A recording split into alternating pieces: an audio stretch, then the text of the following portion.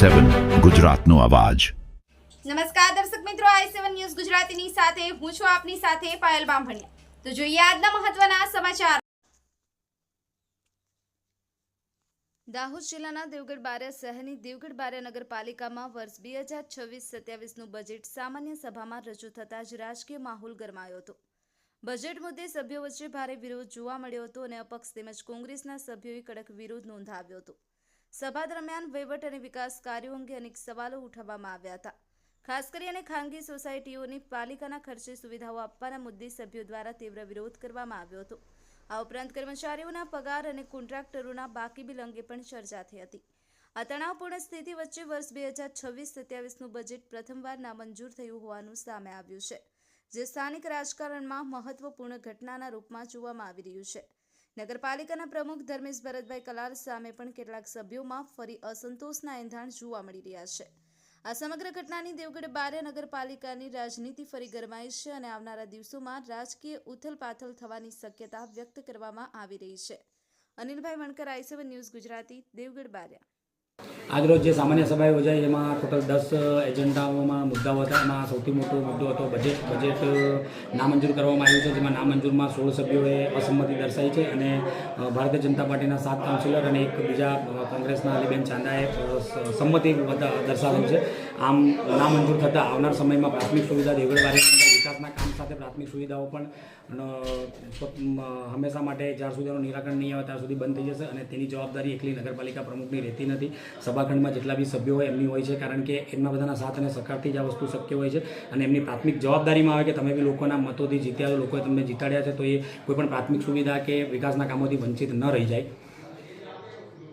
શું રાખો? ધર્મેશ કુમાર ભરતભાઈ કલાલ, નગરપાલિકા પ્રમુખ દેવગઢ બારિયા। આજરોજ દેવગઢ બારિયા નગરપાલિકાની સામાન્ય સભા 10:45ના રોજ નગરપાલિકાના અધ્યક્ષ શ્રી ધર્મેશભાઈ કલાલના અધ્યક્ષસ્થાને યોજાઈ। એમાં આમો લોકોએ અસહમતિ દર્શાવી છે। ગામના જે મુદ્દાઓ હતા, મુખ્ય મુદ્દાઓ, એની અંદર કેમ કે ભાઈ નથી પ્રજાજનોને પાયાની જરૂરિયાત મળતી, નથી પાણીની સુવિધા મળતી, નથી સફાઈની સુવિધા મળતી કે નથી લાઇટની સુવિધા મળતી। એમાં પ્રજાજનોના ટેક્સનો દુરુપયોગ થઈ રહ્યો છે અને પ્રજાને ઘોર અન્યાય થઈ રહ્યો છે। એના માટે અમે અમારી અસંમતિ આજે દર્શાવી છે। અમે એવું વિચારીએ છીએ કે નગરપાલિકાના સદસ્યો નગરપાલિકા ચલાવે છે કે નગરપાલિકાના કર્મચારીઓ નગરપાલિકા ચલાવે છે, એ અમને સમજણ પડતી નથી। પ્રજા ટેક્સ ચૂકવે છે, એની સામે સુવિધા આપે, પ્રજાનું સ્વાસ્થ્ય જળવાઈ રહે, લાઇટની સુવિધા મળે। પવિત્ર રમજાન મહિનો ચાલી રહ્યો છે, નગરપાલિકાના અમારા લઘુમતી વિસ્તારની અંદર પાયાની જરૂરિયાતો છે, જે સફાઈ થવી છે રેગ્યુલર, એ પણ નથી થતી। ડોર ટુ ડોર જે લોકો કામગીરી કરે છે એ પણ યોગ્ય પ્રમાણમાં કામગીરી નથી કરતા। એના માટે અમે સંમતિ દર્શાવી છે। બીજું કે રેટિયા પોલની અંદર આજે છેલ્લા 1.5-2 મહિનાથી જે ખાડો પડેલો છે એને પૂરવા માટે અમે વારંવાર રજૂઆત કરી છે, તે છતાં પણ તંત્રની ઘોર ઉદાસીનતા છે। એ કેમ છે એમને સમજણ નથી પડતી। અમારા પ્રજાજનોને ન્યાય મળે એવી અમે આશા રાખીએ છીએ।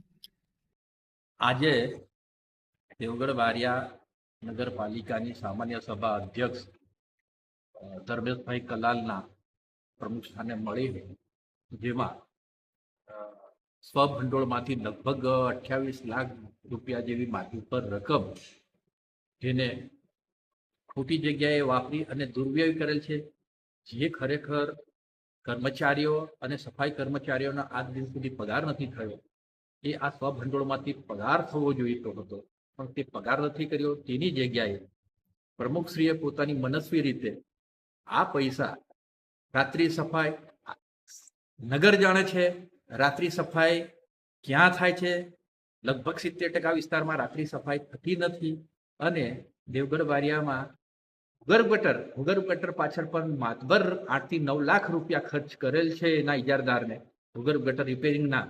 તો આ ખોટા દુર્વ્યય પૈસાનો કરી અને બીજી બાજુ કે હોળીનો અત્યારે તહેવાર હોય અને તે દરમિયાનમાં સફાઈ કર્મચારીઓને પગારની જરૂર હોય, પૈસાની જરૂર હોય, તેવા સંજોગોમાં આજ સુધી એમનો પગાર નથી કર્યો, એ અયોગ્ય છે। તેટલા માટે જ બહુમતી સભ્યોએ આજે જે સામાન્ય સભા હતી એના તમામ મુદ્દાઓનો વિરોધ કરી અને બજેટ સુદ્ધાને નામંજૂર કરેલ છે। વિશ્વાસ ગુમાવેલ છે પ્રમુખે સભ્યોનો, બહુમતી સભ્યોનો વિશ્વાસ ગુમાવેલ છે। આજે ગામની પરિસ્થિતિ નરકાગાર સમાન છે।